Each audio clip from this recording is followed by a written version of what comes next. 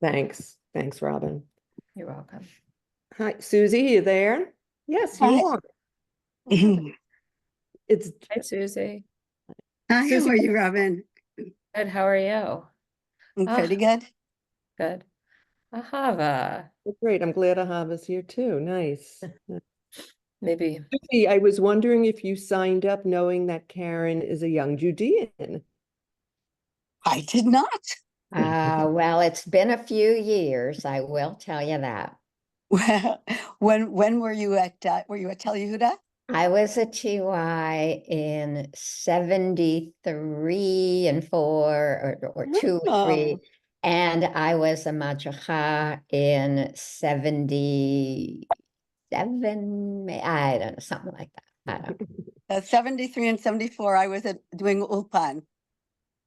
You make me feel so good because otherwise I was expecting you to say 73, 74. I was in kindergarten. So sweet. No, I Caren, I was know on my that. mother's lap. Very sweet. I am so used to being older than most people I work with. So that's so nice. Not that it matters. I am not ageist in that way, but it's just nice to hear that, It is. you're a peer. Absolutely. Great. Well, Right. I'm gonna turn it over to Robin since it is 12:03. So even though we have a small but mighty group, we'll start and maybe others will join us. And of course, we are recording. So Robin, I'm going to turn it to you. Hi, good morning, everyone. I'm Robin. I work at Hebrew College with Marian Gribbets on the MaTaRoT, the professional development team. And I guess I should also say that I also work in the adult learning department with Ahava Rosenthal, who's here. So hi, Ahava. And I'm pleased to be here with Caren, Schnur, and Neile this morning. Our topic is questions interrogating Jewish storytelling. It is our final workshop of the year. And we've explored stories and storytelling for the past 10 months. Caren has a PhD and an MFA. She has developed community storytelling events and taught storytelling studies at Florida Atlantic University for more than 2 decades. As a performance storyteller for adults, she has presented in 10 states and 7 countries, including as a Fulbright Senior Specialist in Vienna and Jerusalem, and with Israelis and Palestinians in the West Bank. Dr. Neile co-hosts the segment Public Storyteller on South Florida Public Radio and contributes a regular column to South Florida's Jewish Journal, the nation's largest Jewish weekly. A graduate of the Jewish Theological Seminary, she has published 6 books and numerous articles and chapters in publications, including the Encyclopedia of Jewish American Literature and Elie Wiesel and the Art of Storytelling. I'm going to turn it over to Caren. Thank you. Well, thank you very much, Deborah, and I am so glad to be here today. I had told our hosts that I was going to do this in a Socratic way as much as I could, because after all, our theme is questions. But I want to start with a story. There was once a kingdom that had a very unusual way of replacing a ruler who had passed away. What they would do is they would take out of the cage the bird of happiness, and the bird would fly around throughout the kingdom and land on somebody's head. And the person whose head the bird landed on would become king. I think the United States is thinking about instituting this policy, by the way, for elections. That's what I've heard. Anyhow, one time the king died, and the bird finally lit on the head of none other than the court jester. And people were amused and they were horrified. And right away, the courtiers came up to him and said, look, you've got to take this seriously. You got to put away your bells. You got to put away your funny games and riddles, and you've got to be serious. Well, one of the very first things that the new king did was have a shack built way out away from the palace. And people began to notice that every once in a while he would disappear. And they would follow him occasionally and see that he would disappear into the shack. Well, you can imagine that some of the courtiers and the consultants got a little worried. What was their new king doing in that shack? So the oldest and the wisest of them took all of his courage and went up to the king and said, "Sire, we need to know, what are you doing in that hut?" And he said, "It's very simple. I go into the hut every once in a while. I put on my jester's costume.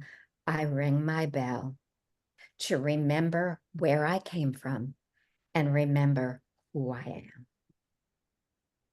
And I thought that story, which is one of the great Jewish storyteller Penina Schramm's signature stories, I thought that would be a good way to start our conversation, because ultimately all storytelling reminds us where we come from and reminds us who we are.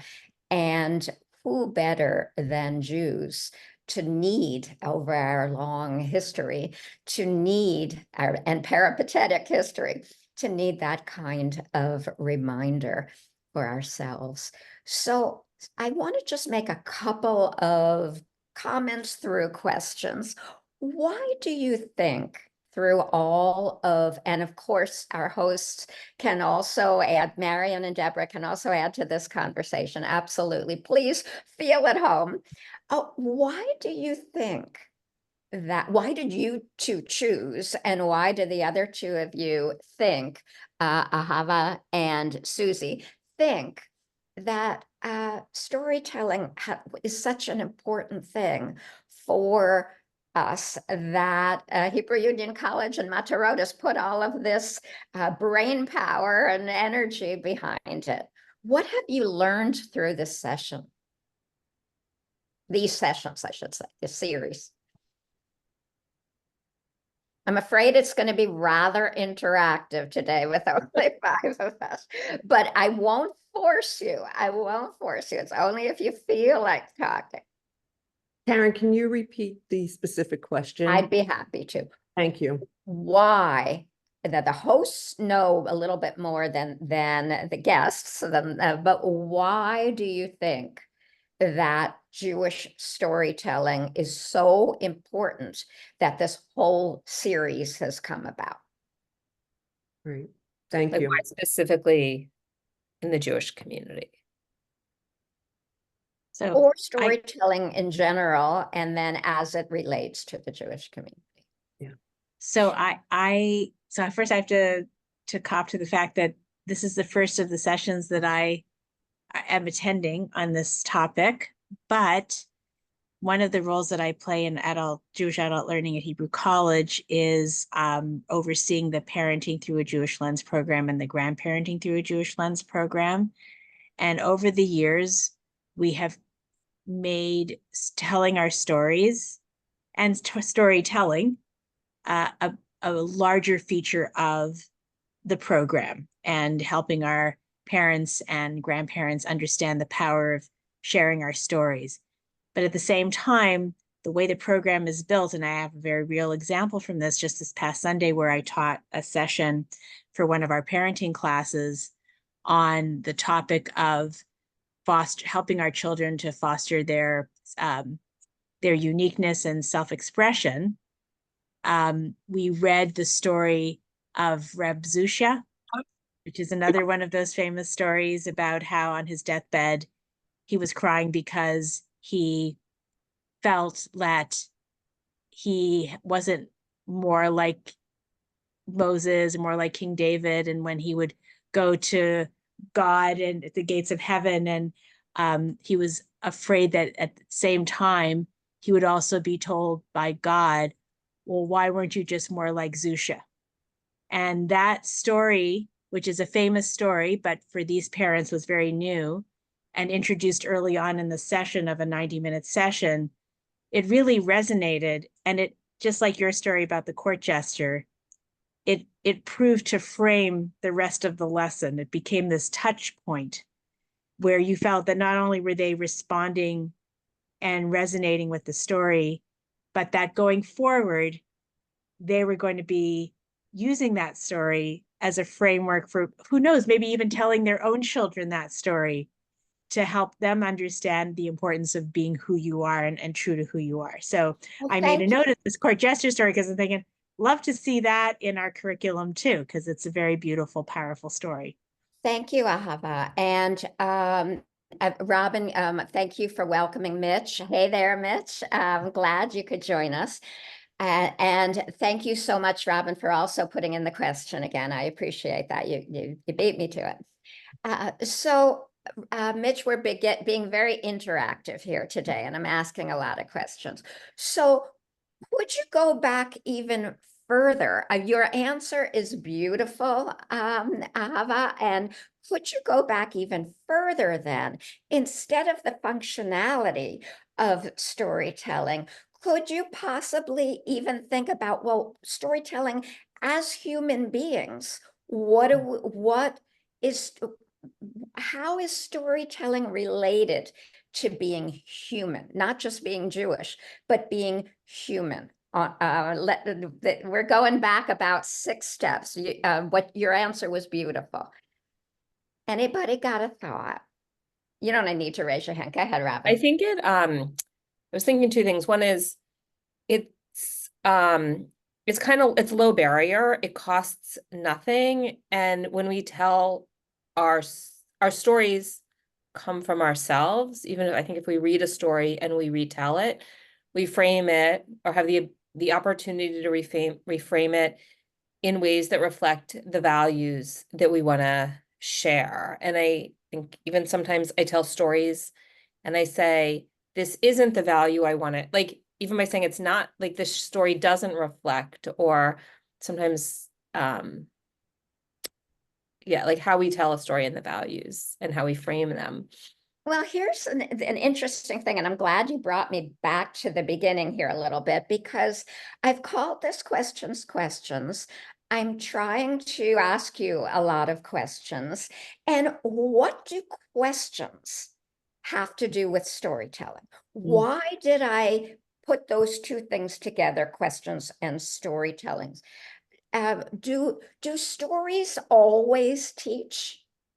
If stories always teach, does that not mean that they're always kind of ramming through a message? And is that always the case with stories? Are there other reasons that we might tell or hear or experience life as stories? I'm resonating with your question, and because I have been to all the sessions, and I actually want to say this for those that will watch the recording, because the recordings of all the previous sessions are online as well, that I think what we've seen over the course of this series is that there is some very ancient kernels and roots to stories. And I think, as Robin said, it's like a low barrier. I think it also is evolutionarily a very early form of communication, and a way for people to get inside of what it means to be in community and what it means to communicate. So when I think back to, I'm thinking about Ben Rosen, who spoke about not just the history of storytelling in the Jewish tradition, but in all human tradition, that it gives us the structure to create metaphors and to open up to not necessarily the ramming of a lesson, but open up for communication, which then provides the opportunity for learning. And beautiful. And prior to communication, what is there? What do we have before we communicate? I mean, some people say that, the very first thing we do as human beings is communicate, but when we're alone, we're not communicating. So how could we use communication? How could we use storytelling even when we're not communicating to others? What does storytelling do for human beings, even when we're not communicating to others? Could it be that to be a human being is to be enveloped in and to live our life, understand our lives as one story or a Mhm. series of stories? In other words, do you see that or is this meaningful to you at all? That one of the things that separates us as humans from other animals is that we do story. Hmm. And so on a very basic level, perhaps, to do story is to be human.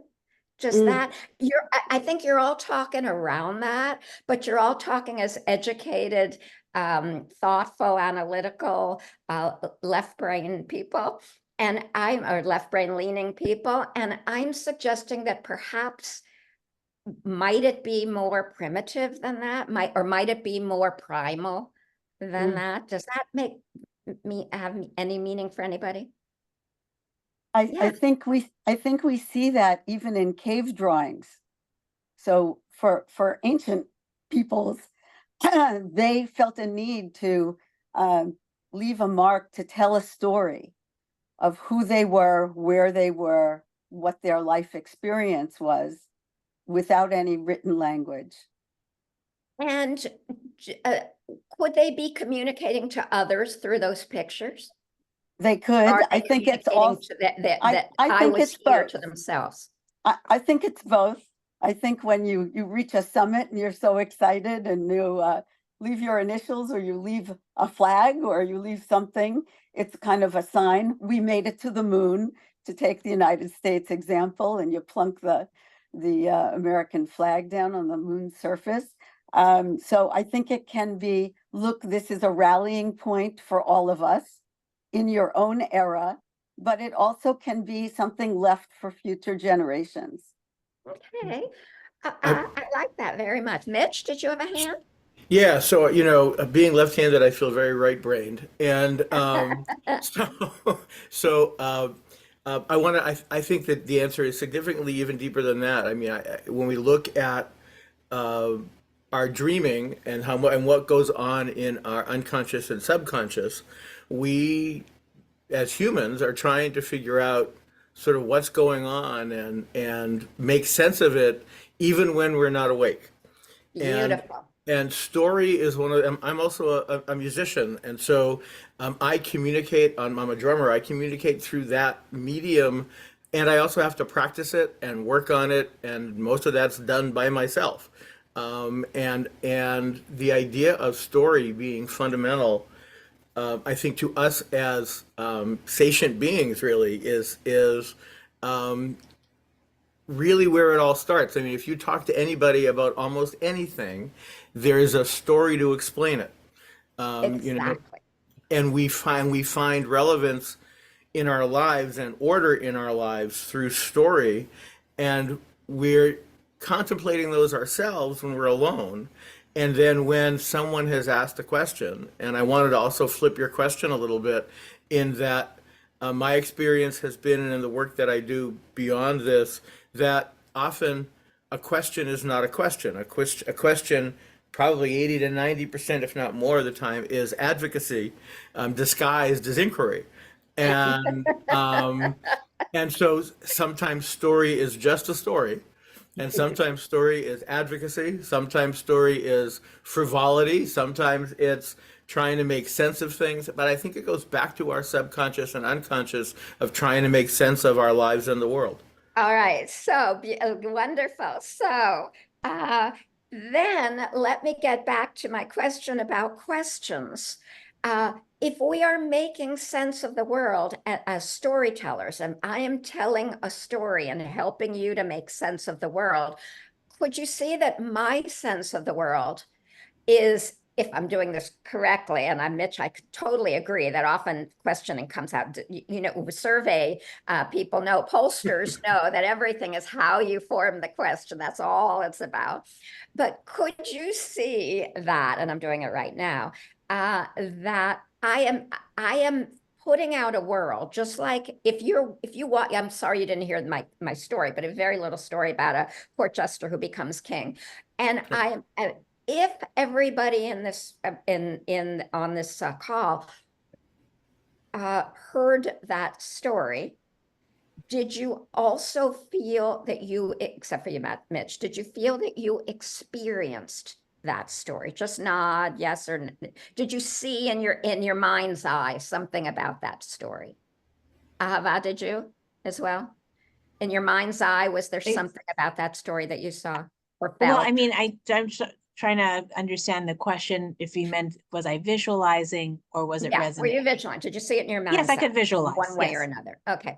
So just like in life, is there a sign that says this means X? No, I didn't say, did I say the moral of the story is? No, I did have the jester answer the question for himself, but that answer may mean all kinds of things for you. So would you see then stories are this in this, to move on a little bit, stories are in the subjunctive tense. Stories say what if. Stories don't say this is the way it is. Stories say that here's one alternative. I'm not going to ask you to raise your hands at this question, but have you been in therapy? In therapy, what does a therapist do? A therapist says, tell me the story. Now tell me the story in a different way. Tell me the story in a different way. Does that resonate with anybody? You know, could we reframe? Could we see the story in a different way, right? So I am not going to tell you what a story means. So let's get to Jewish storytelling. We know that Jewish culture is all about questions. It's all about interrogating God. It's all about the rabbis interrogating each other. I'm sure at Hebrew College, it's all about there are a faculty questioning each other and their students, and the students questioning the faculty all the time. So that is often what we lose. I'm going to throw out there and ask you what you think about this.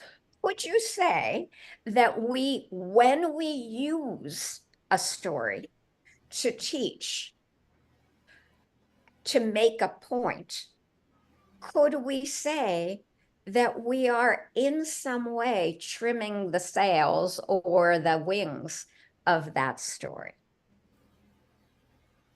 If we start out a speech, as speakers do all the time, with a story that is clearly about one thing, is it possible that we are, in effect, telling people, this is what I want you to think about this? And do we, as educators, want to do that? I know I'm asking a little bit, I want you to jump in at any point in these questions, whatever speaks to you. I'll jump in. Oh, sorry, Mitch. Go ahead, Ahava. Go ahead. I was going to say that I think that is a very lofty, idealistic way of looking at stories. Honestly, as a person who's been an educator my whole life, I just don't, and steeped in Jewish culture as a student, I just don't see how you can prevent what it means even to tell a story without context. I don't even know what that means. I'm not sure what you mean without context. No, I in just other said words, you're saying without giving a moral. That's all I said. Well, no, but you said, for example, a person begins a speech with a story because they have an intention in mind that that story is going to help them to illustrate the point they're making in the speech. I talked about using a story in a session about a theme intended to illustrate the point of that theme. And on it goes. Even your story, I know you said you didn't say there was a moral, but you did. Because when you say what the court jester, you did use the words, I wrote them down, a reminder of who we are and where we came from. There is the moral. So I don't even know how, and again, to say that somehow that is minimizing the power of storytelling or sort of somewhat diluted or. Well, I'm going to interrupt so I only just keep because I struggling think with we've that. gone off on another track. Storytelling is my entire life. I am everything I do, so never would I minimize it. I'm trying to be a little provocative here to get you to think about about how powerful story can be. Now, I said, Mitch and then Robin, I said, this is what he said, right? Now, somebody could very easily, this is kind of a funny example, but could not someone say, well, why does he want to be reminded of where he came from and who he was? He's a kid now. That isn't a good thing to. It's like if he came from the gutter, why? What is the good of? He's wrong. He shouldn't think. I didn't say that. I said so. As you see, these are tiny little points that I'm making here, but never am I minimizing. The idea is that storytelling is opening. That's all. Mitch? Oh, so I love this particular question. I think, in fact, it doesn't minimize storytelling; it expands storytelling to remind us that some of the best storytellers that any of us have ever heard tell us a story in 7 or 8 words or less, and they produce commercials. We buy things because we are convinced through a less than 30 seconds of something, not knowing context beyond, oh, it's a car, or oh, it's a soda bottle.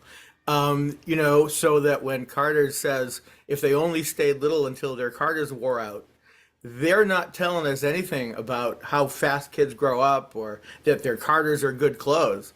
But they've got all of our brains suddenly visualizing, oh, how cute a little kid is. Maybe I should buy this piece, right? And creating a story all around it in our heads.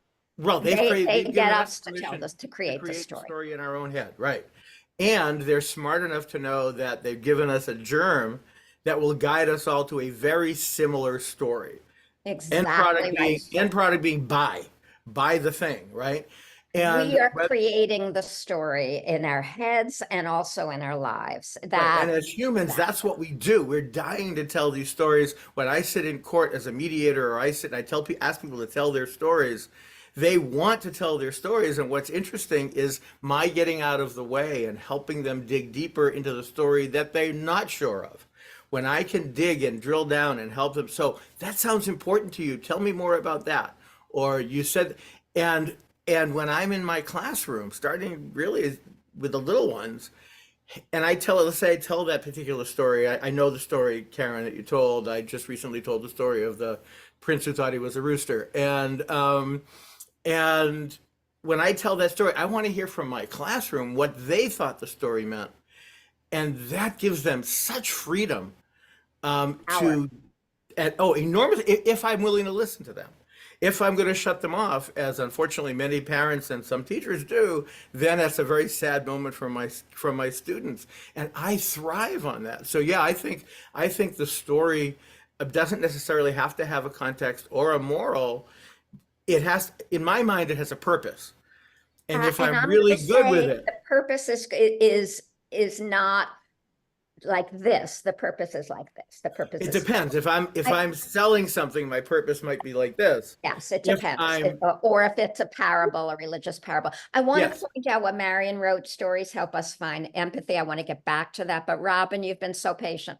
Oh, when you asked the question about telling a story without a moral, I was trying to think of a time when maybe that's happened. And what came to me is Ellie Holzer, who taught earlier this year, who I think maybe some of you know, teaches very short rabbinic stories, and he teaches them often piece by piece with no introduction. And it's almost like, and then the end invites people to say, well, what's the story about? And I'm always amazed to hear like everybody's different perspectives. Sometimes I think he does have an agenda and pushes that agenda. Okay, he often has an agenda, but only, and shares that sort of at the end. And it's always, I don't know, I feel like it's really a beautiful moment, I think, when a story is presented to me and not framed, because it's the gift of me. It's like a gift to me to be able to just like let my mind go with it and make meaning of it. Thank you. And I'm going to go back to what Marion said about empathy. And I'm going to leave the Socratic stuff alone for now, because the problem with the Socratic method is it takes a whole lot of time and you have to be really great at it. I just wanted to show you a little bit of how it works, of question. I know you know how it works. Marion says stories help us find empathy. So what does that have to do with what we're talking about? Well, the reason stories help us find empathy is because we're in other people's heads.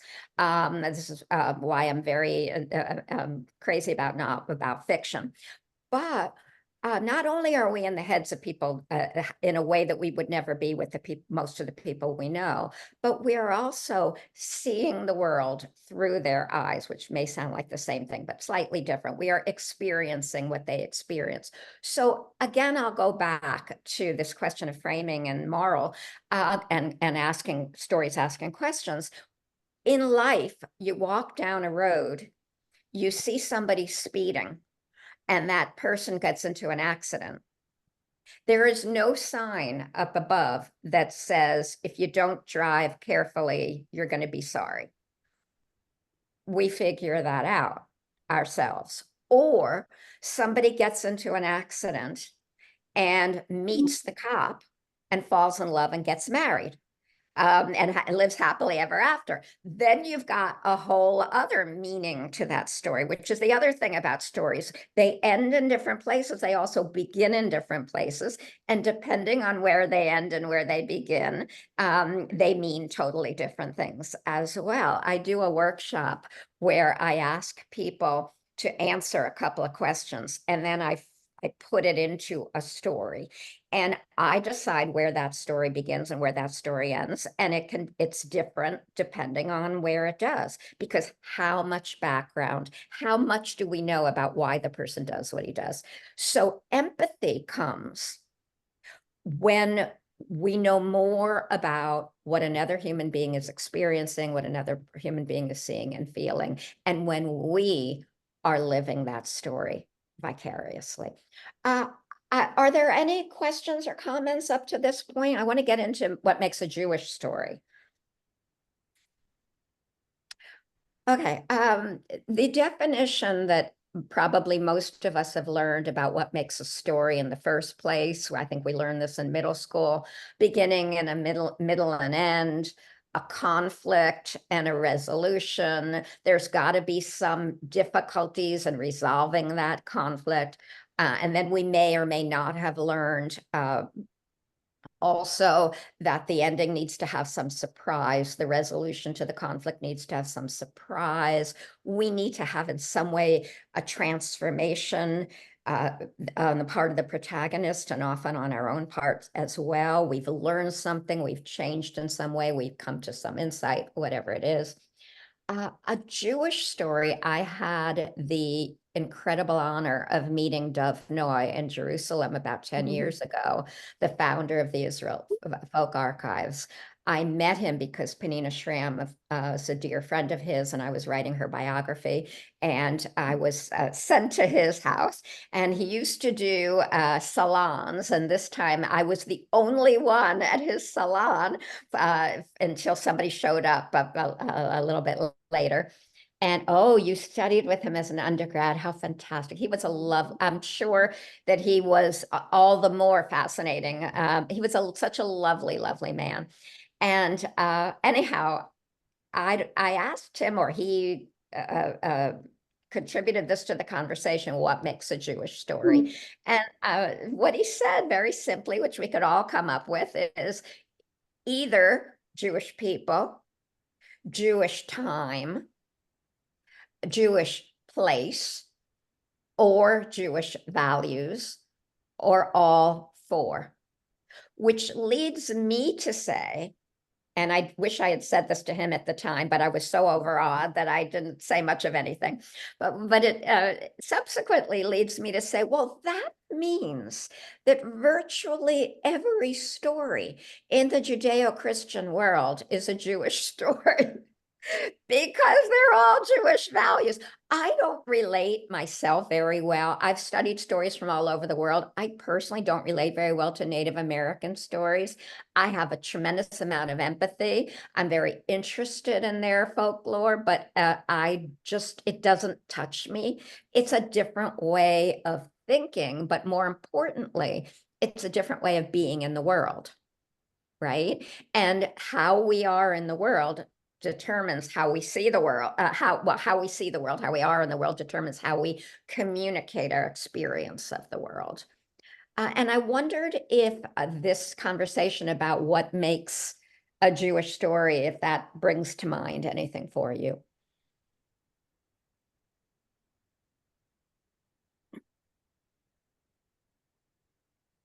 So Caren, what you're framing now in your question is making me think, with Dove Noy's structure, so the Jewish people, Jewish time, Jewish place, Jewish values, but what about the Jewish reader or the Jewish listener? So that's the part, how can any of us not bring who we are to our experiences? So, I would make the case sometimes, like I see the whole world through Jewish eyes. My whole everything is Jewish. So I don't know. It's just striking me that Well, what I want about to add, I love that you said that, Marion, and I want to add, if you'll just hold that thought for 1 second, Susie. I just saw last night American Fiction, the movie American Fiction. Anybody see it? You're nodding, Ahava. Anybody else? It was mind-blowing. I loved it. Did you love it, Ahava? Yeah. And what it was about was, here was this Black author who didn't write Black stuff like Colson Whitehead, right, whom I adore, writes all about the Black experience. This guy wrote about life. And all of his books were put in the African American studies section. And he was livid. I won't tell you the plot of the movie. You probably read about it, but that's that's the context of the movie. How he does what he then goes on to do. And when you said the Jewish reader or the Jewish listener, Marion, it made me think. Well, if we're asking what is a Jewish story, also there is the Jewish storyteller or writer, because storytelling and people have made this argument with writing and reading as well.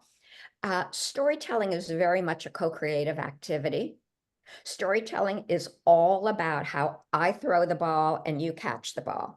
And depending on how you catch it, and depending on what you throw back, even if it's nonverbal, we get the story.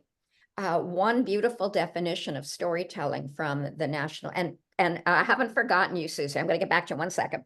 One beautiful, but it all ties into what we're talking about. One beautiful definition of storytelling, as opposed to writing, as opposed to story, that the National Storytelling Network has come up with, is words.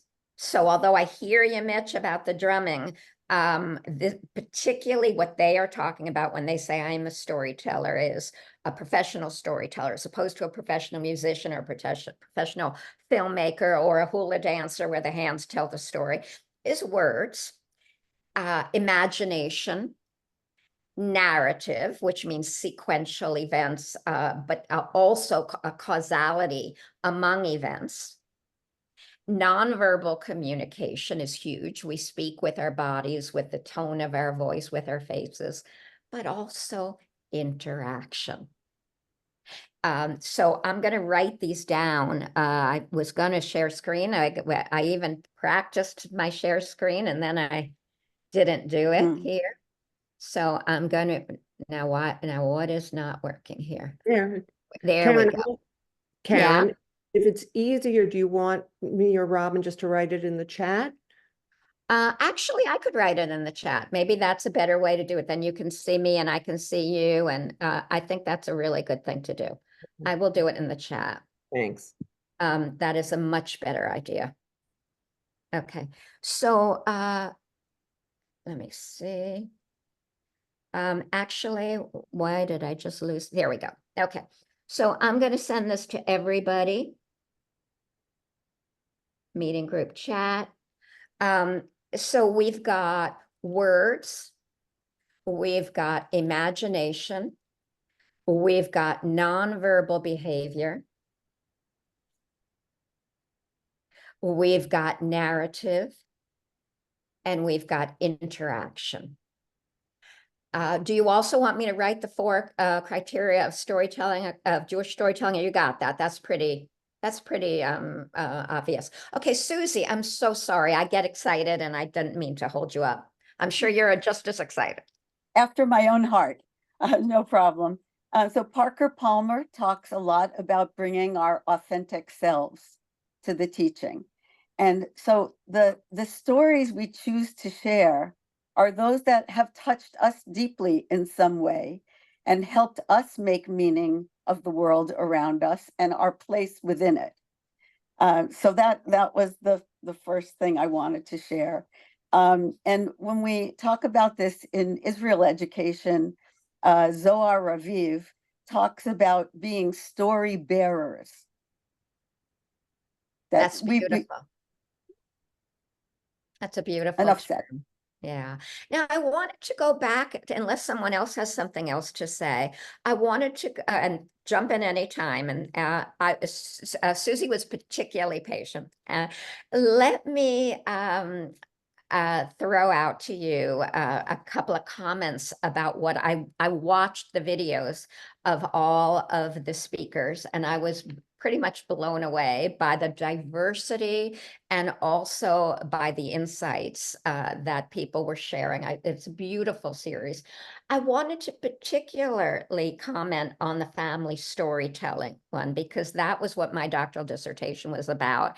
And I feel very strongly, getting back to Ahava's point about how I did say something very strongly with that story, which of course you're right. Of course I did. And of course I'm talking theoretically. And of course we do the best we can, but we're only human. And of course, when we ask a question, we're asking it probably knowing what answer we want. You are absolutely right. I was trying to be provocative on this, that's all. But you're so right. And family storytelling is about, of course, remembering where you came from and remembering who you are, right? And these precious stories, and I can't say enough about how precious they are, these stories are not just transmitted. In other words, this is a great example of co-creation.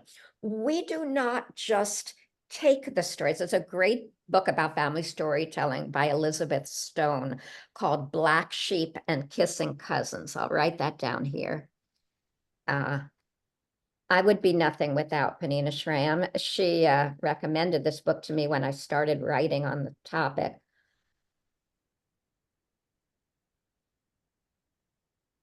Here it is. And she talks about how, and there's a lot of examples of excerpts from family stories. And we aren't just the passive receptacles of stories, right? We are blenders, or I'm talking about the kind, or we are microwaves, or we are whatever you want to think of. We take the story and then it goes through us and it transforms. Now, if there's a family story about us, for example, and or a series of family stories where in my family stories, I'm always the butt of the jokes. What a surprise.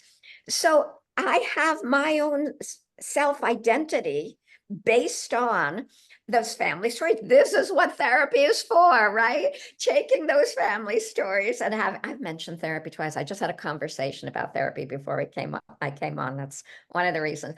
But this is therapy is all about storytelling, talk therapy.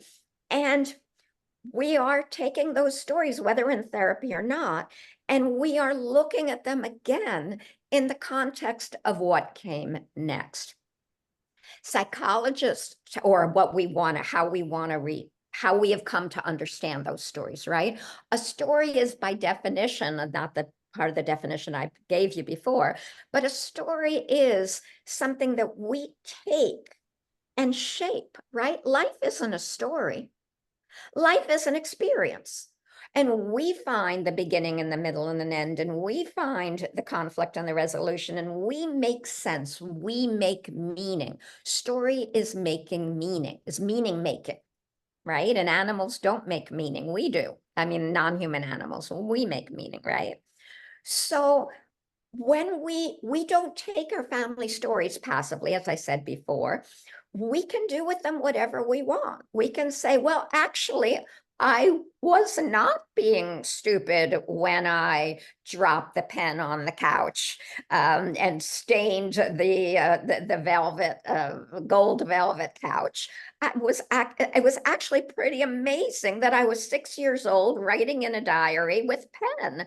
How incredible! Look how precocious, for example, right? So psychologists tell us that we can never look at the same memory twice, like stepping in the same river, right? I'm sure you have read this, some of you at least. Every time we pull out a memory, it changes based on who we are at the time, what we know, what we've come to understand, how we look at ourselves, how we look at the other person, etc. So it's sort of like a very, very fragile piece of lace that is in some way tampered with. We cannot help tampering with memories. So when I do a lot of ghostwriting memoir. So when I do this, and I also do a lot of story groups with memoir with the elderly. And I'm always trying to dig in to the untouched stories. What have you not told 1,000 times? Because that tends to be closer to your actual experience of that time. Stories are not, I'm sorry to say, about truth with a small t. I am not a historian. I write about folklore. I write about the stories people tell about their lives. Stories are about big T truths. Stories are about the truth of human experience. Anything anybody wants to say to what I've just said, or do you want to bring up any of the other topics that for those of you who've listened to them? I know how you said you did not, because there's one or two others I can tap into as well.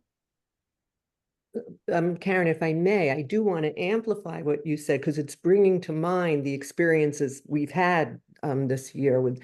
So the two people that I'm thinking about was Susan Meyer and Irene Freilich.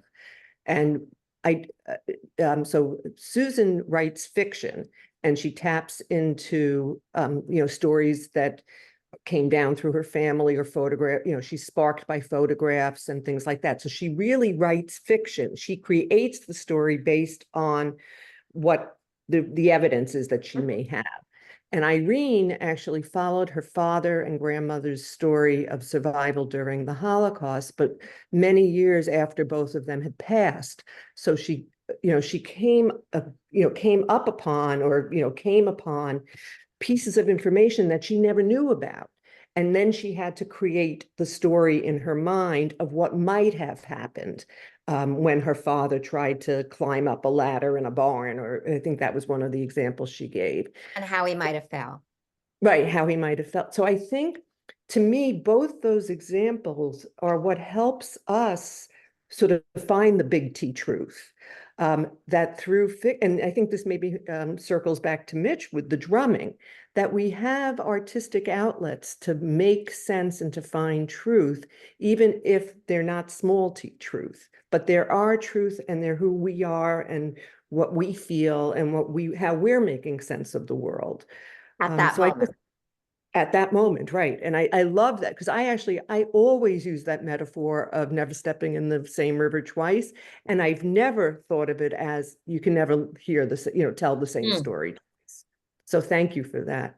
So I really want to urge those of us on the call and those of us who may go back to the recordings to look at Irene's session and look at Susan Meyer's session, because they really lift up this notion of big T truth and where how it gets manifested in stories. Completely right. And I wrote the topics, but I didn't, for my notes, I did not write the names of the people. So forgive me, you're gonna have to tell me.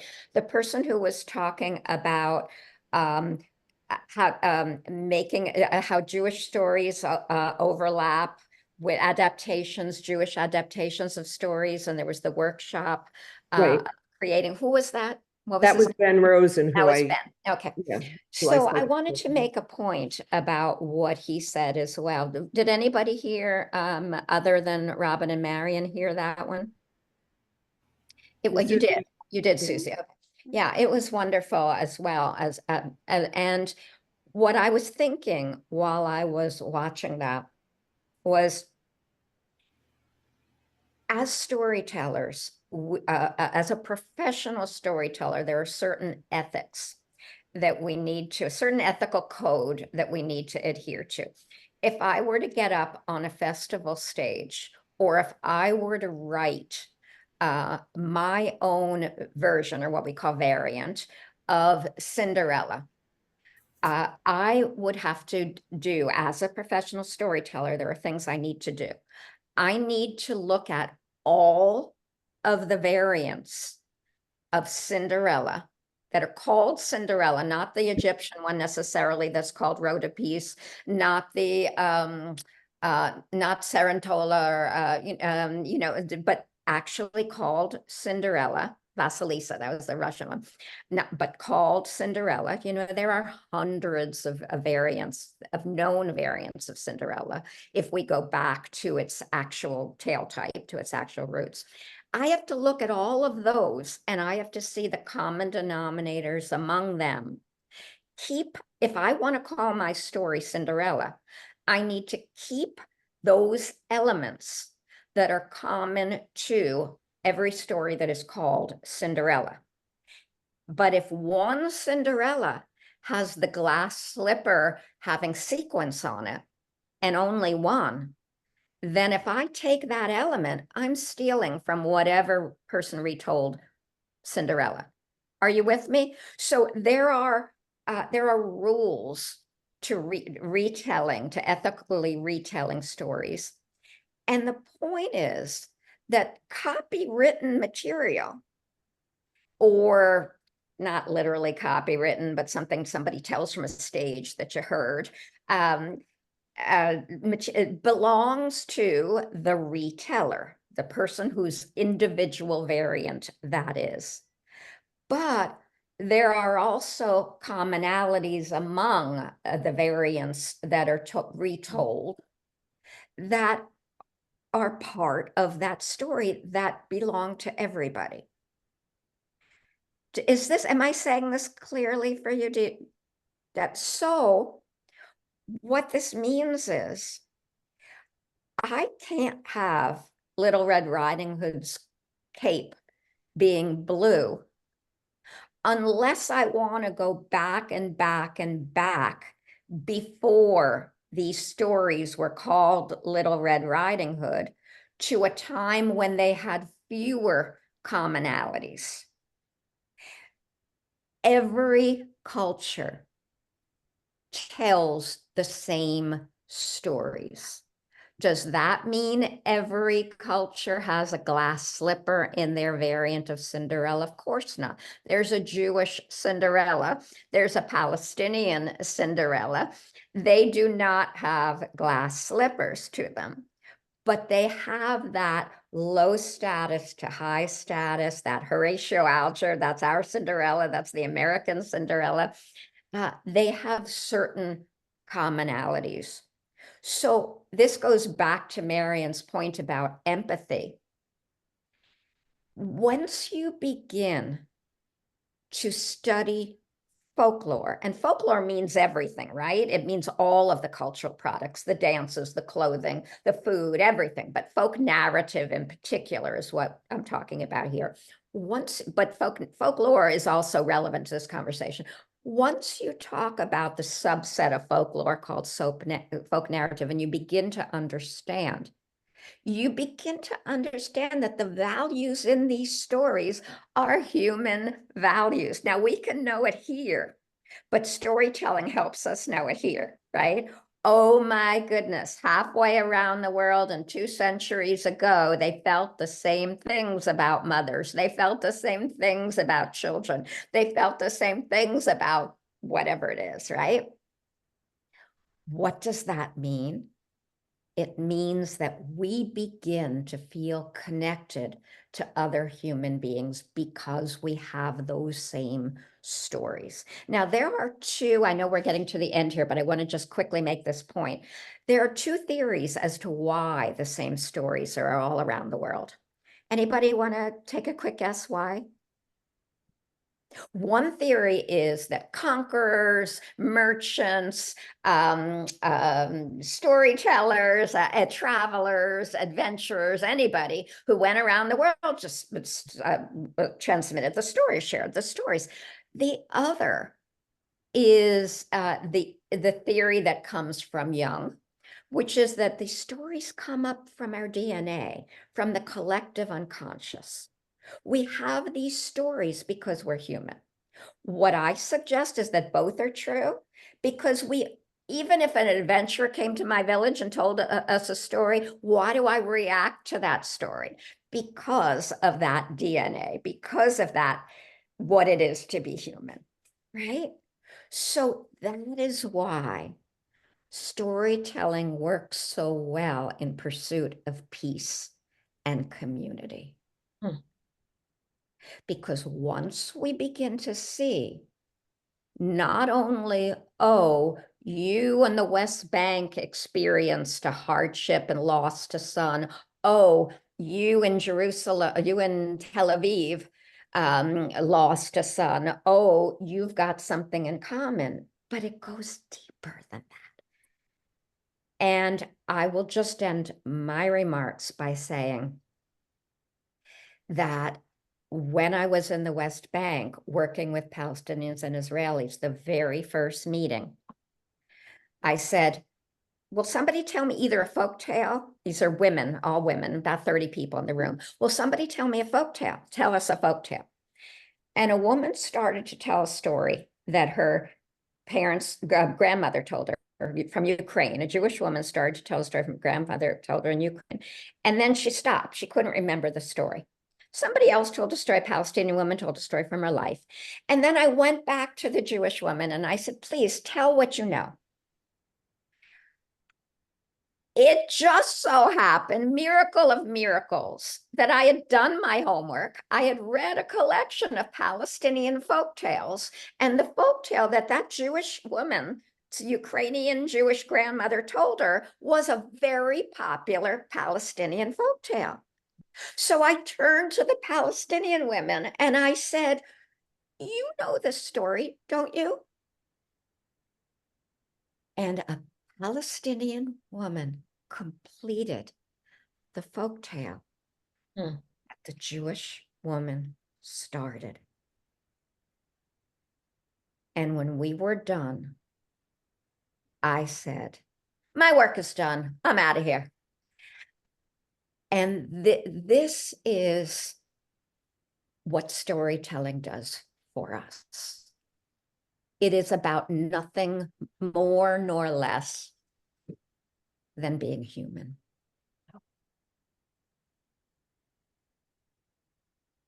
Thank you. Thank you so much. That was a beautiful way to wrap up. I think Marion put something similar in the chat. Today, the series that we had over the year, and I think Marion also put a link to the evaluation in the chat, and also a link to the recordings from our previous sessions if you want to check them out. And if you're not sure which session was referenced, Marion and I can direct you to that. Anything else? Well, I just want to thank Robin and Marion and her college, and I want to thank the three of you as well for being here, Susie, Mitch, and Alana, and sorry, Ahava, and I just wanted to tell you how grateful that I was for this opportunity. Yeah. Well, thank you, Caren. And just to reiterate how this just sort of brings us full circle this year, And for Susie, Ahava, and Mitch, our sessions next year will obviously be on a different theme. So stay tuned, and lots of professional development opportunities coming your way next year through our programs. And Caren, really a pleasure to have you, and thank you really for wrapping us up this year in such a beautiful and meaningful way. So thank you. And if everyone can fill out the form, that would be fabulous. Thanks.